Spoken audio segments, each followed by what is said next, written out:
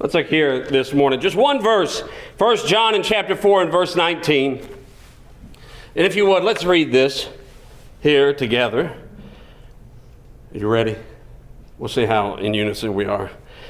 We love him because he first loved us. We love him because he first loved us. Well, if only this truth could remain continually in the believer's mind, what peace and joy that we would really have in life. The fact is we are so easy to forget. So I want us to focus on the love of God. In fact, this entire month, Lord willing, I'm going to be talking about gratitude. And so the first thing when we're dealing with a heart of gratitude, we want to look at the love of God. The love of God. So now take your Bibles and turn to me to Luke in chapter 7. Notice here with me in Luke in chapter 7. Luke in chapter 7, and let's begin here in verse 36.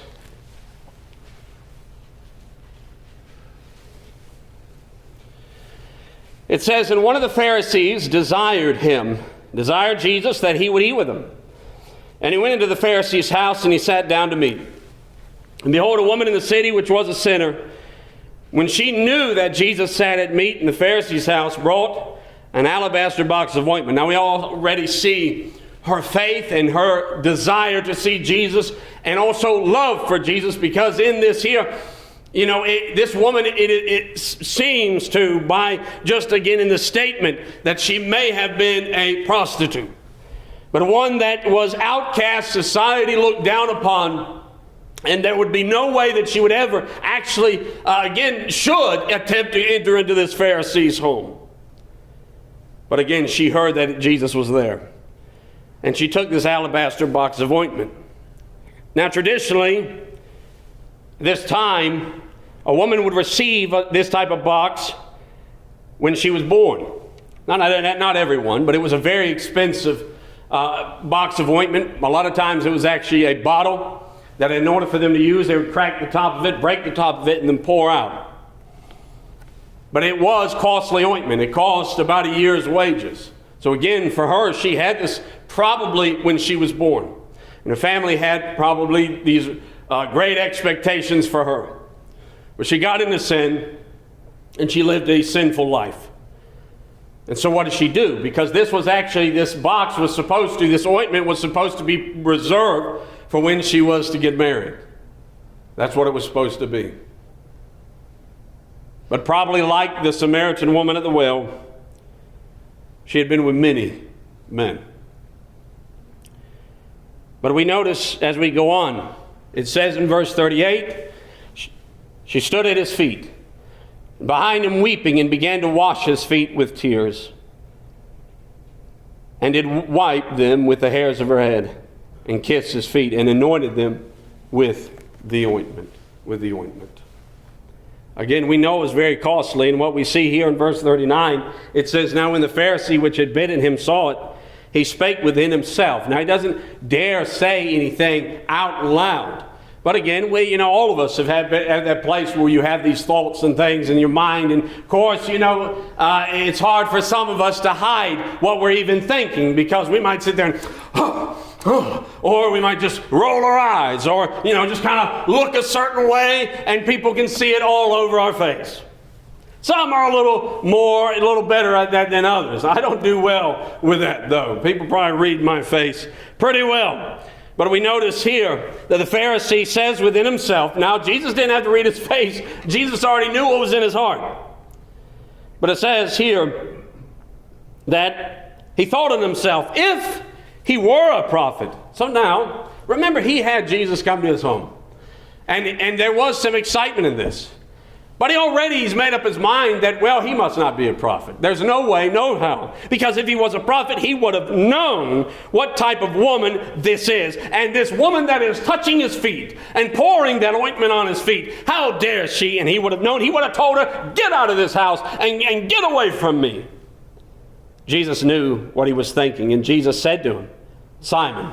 Now that is a common name in the scriptures we see, or in the New Testament especially. But he says, Simon, I have somewhat to say to you. He says, I've got a good bit here to say to you. And he said, Master, say on.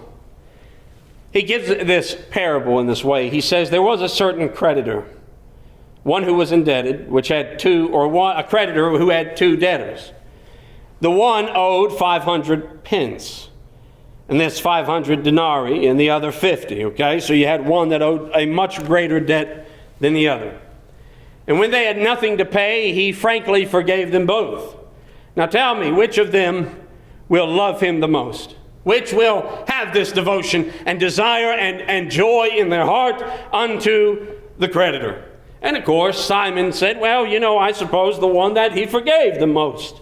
And he said to him, you have rightly judged, you have rightly said. And he turned to the woman and said unto Simon, do you see this woman?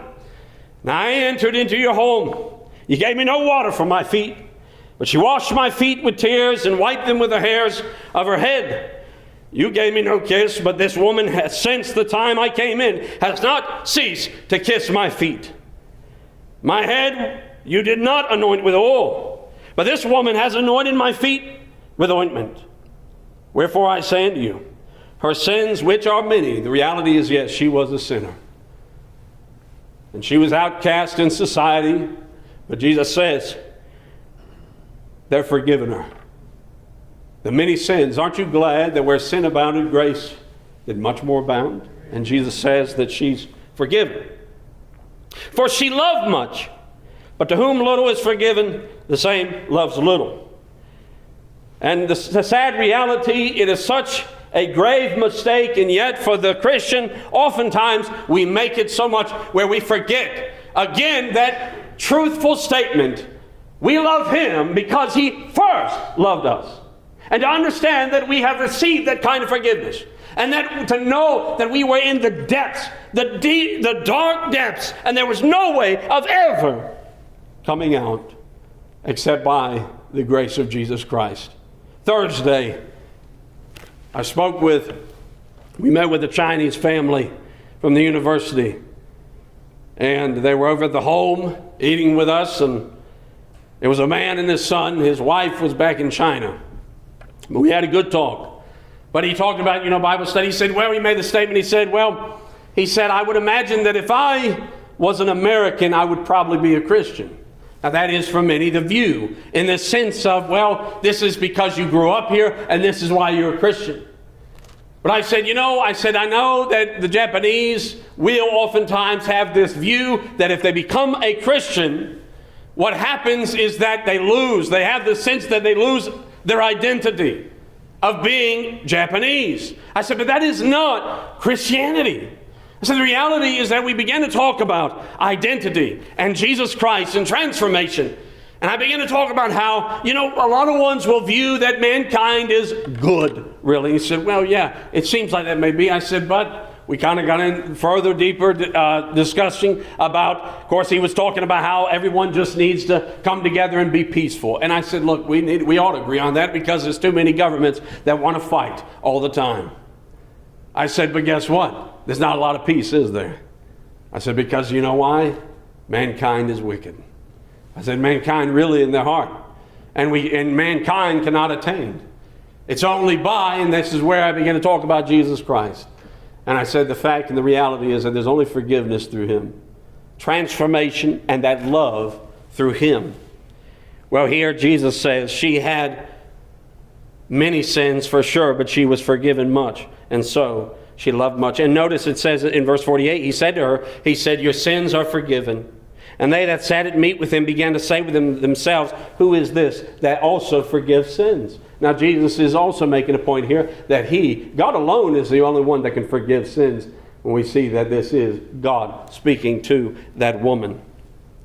This is also very interesting because if you read in Song of Solomon, in chapter 1 and verse 12, it says, a particular verse there says, while the king sits at his table, my spikenard sends forth the smell thereof. This depiction here, very similar when you're looking at here in the Song of Solomon and the love between one to the king. This devotion here and the ointment that is poured forth on the king. Well, now I want you to notice here, go with me to Matthew 26. Matthew in chapter 26. Matthew, and let's notice here in chapter 26. Now this is recorded in not just Matthew, but also Mark, and we'll also look in John, because John will give us the understanding of who this is. But this is months later, probably even a couple years later, that this takes place. These are not the same things, or it's not the same time, but it is very similar. Now we can look in Matthew 26 and notice here, if you would, in verse 6 of Matthew 26. Now when Jesus was in Bethany, in the house of who? Simon the leper. Now remember, he was already in a house prior, maybe even 1-2 years prior. He was in a home of one named Simon, but he was known as Simon the Pharisee. Now he's in another home. Or could it be? Because there's really not many that know. I will give you my version, and you can take it or leave it. But I think this is the same Simon. I think it is. And you say, well, why is that? You have Simon the Pharisee before, and now you have Simon the leper. Well, there's three things that we notice here. Not long after the events of Luke 7, if this is the same Simon, he would have been struck with leprosy not long after what took place there, what we saw in Luke 7. The second thing we understand is that if this is the same Simon, the reason why now he is known, he's no longer known as Simon the Pharisee, is now he would be known as Simon the leper, because again, that was the reality of it. If you received leprosy, that took precedence than simply you being a Pharisee or a politician or any kind of social status. Once you got leprosy, that's what you were known for. So it could be. The fact is, though, if this is, the second thing we must understand is that he would have been healed from his leprosy. Why? Because the disciples would have not anyway entertained the notion to be in a home with a leper. And nobody else would either. The lepers could not stay in that type of community.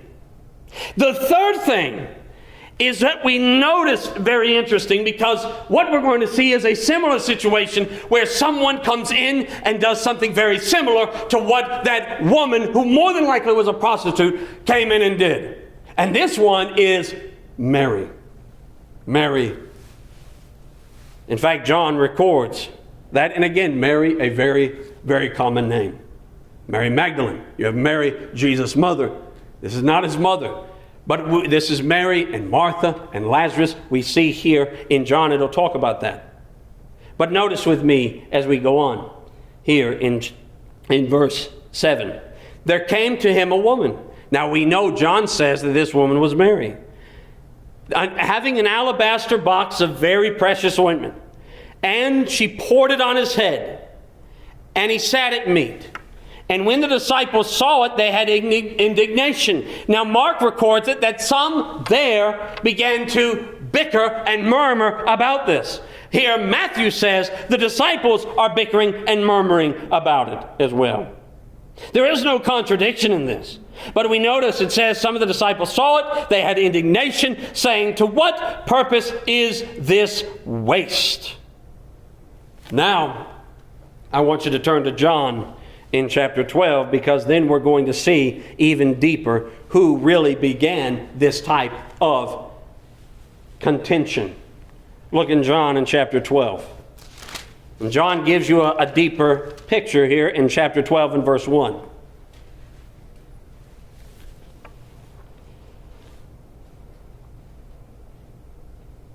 Then Jesus, 6 days before the Passover, came to Bethany, where Lazarus was, which had been dead, whom he raised from the dead. So now we get a clear understanding of this. Now Lazarus was here at Simon the leper's home. Simon would have been healed. Jesus, I believe, healed. And I believe this is probably the same Simon the Pharisee. What we do not see here is that now, after Simon had been healed of his leprosy, he doesn't do what he did before. When Mary comes in and pours that ointment over Jesus' head, he doesn't say a word. He doesn't condemn. Now, the disciples do this. The disciples just did not learn. But I think this may be the same Simon. He's not going to say anything because he's experienced the love of Jesus Christ. Because after he sat there and mouthed off, then guess what happened? He got leprosy. And then later on, Jesus heals him and he sees the love of Jesus and realizes he doesn't deserve it one bit. But he has him in his house. Now you could say, well, that may not be the same Simon. That's fine, but I'm preaching right now, okay? In John 12, it says here, where Lazarus was, which had been dead, whom he raised from the dead. There they made him a supper, and Martha served, but Martha served. But Lazarus was one of them that sat at the table with him. And this is when Mary then took Mary a pound of ointment, of spikenard, very costly, and anointed the feet of Jesus and wiped his feet with her hair, the same way, in the same action. And the house was filled with the odor of the ointment. And then said one of his disciples, Judas Iscariot, Simon's son, which should, what? Betray him. There's three things we notice. Now, again, yes, I think the other disciples chimed in and criticized Mary as well. But now we see who more than likely instigated this, and this was Judas. Judas here begins to mouth off. Now again, we see here the passion of Mary, the love that she had for Jesus, and she breaks that costly ointment. She is wiping his feet. She is weeping. She's showing, and she has this devotion unto him, but it goes even deeper than this, because in some way, it seems like Mary understands that there is something that will probably happen to Jesus that she doesn't want to happen. Judas, though, what does he do? One, we see he has an attitude of deception. What does he do? He says here, it says, in one of the disciples, Judas Iscariot, Simon's son, which should betray him. He says, why was not this ointment sold for 300 pence?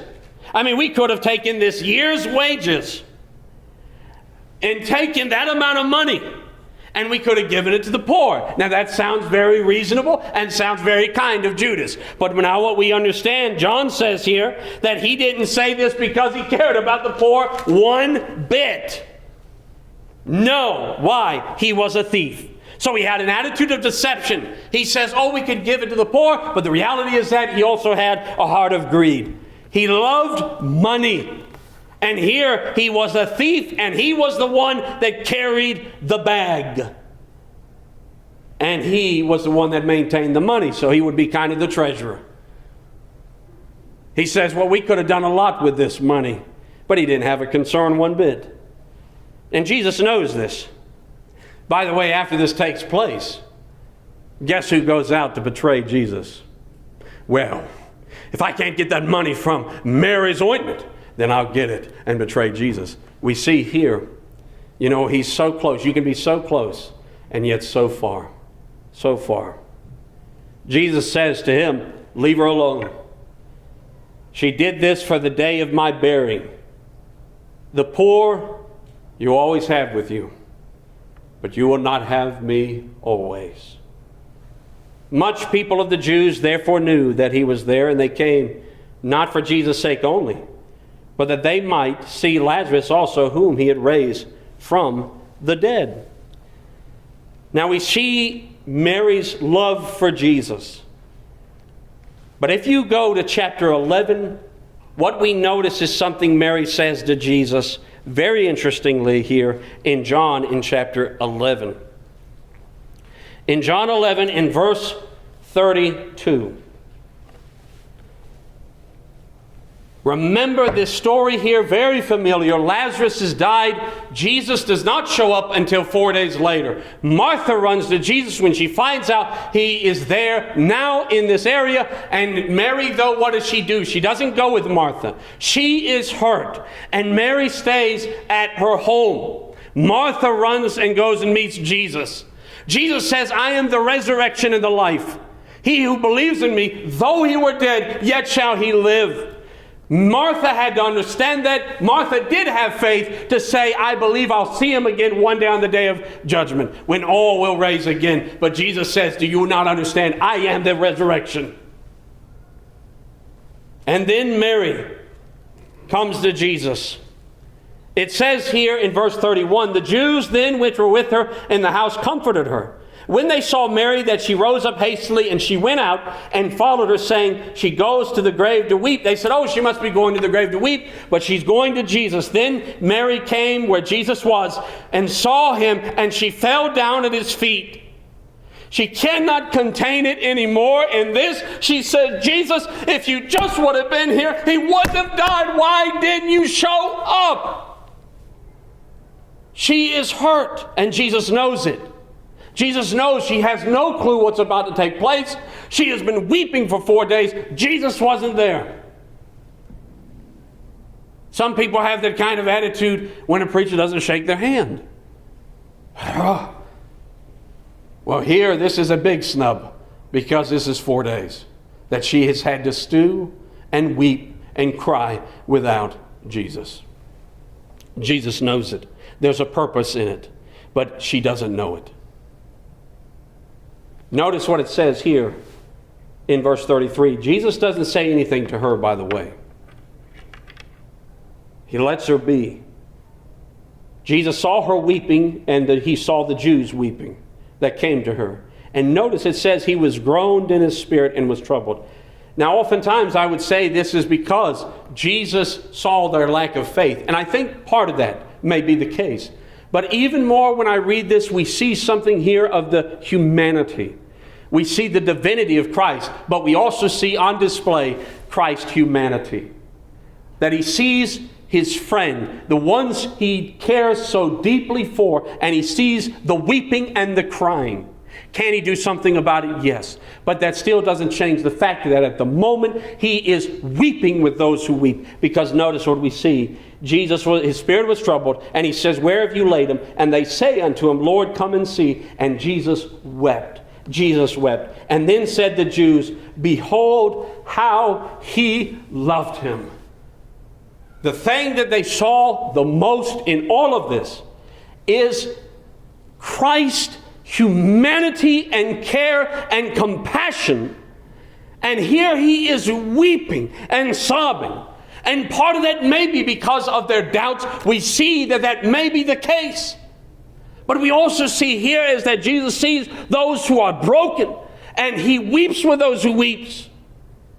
He is that high priest that cannot be touched with our infirmities. He was in all points tempted like as we are, yet without sin. He has experienced the sorrows and the sufferings. Don't think he's standing off away. He has cried the tears you have cried. Jesus wept. And this is where they say, oh, how he loved him. How he loved him. Now you kind of understand why Mary ran to Jesus and poured that ointment. Because what did he do? He raised her brother to life. And to think Mary at that point said, if you just would have been here. But then she sees the power and the love of Jesus Christ. And she cannot help but to show that devotion. Listen, we love him. Why? Because he first loved us.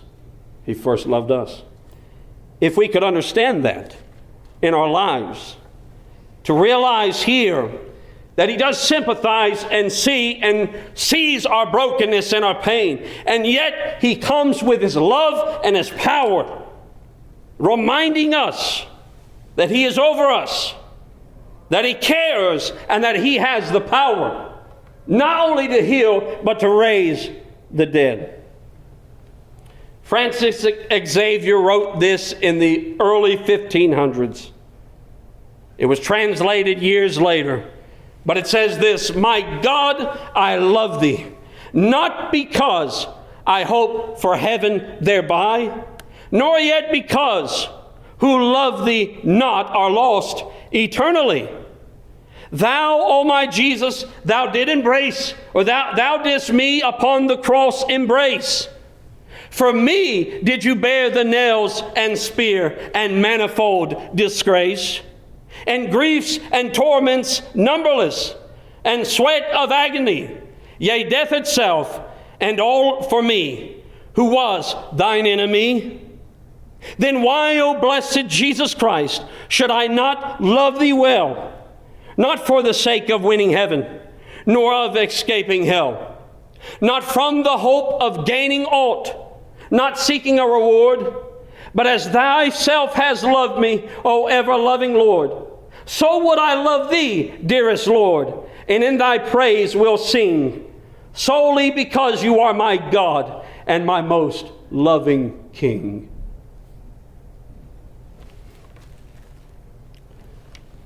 Do you love him? Do you realize the love that he has for you? We start off this month and we're talking about gratitude. There's no better way than to focus on the love of Jesus Christ. Let's pray.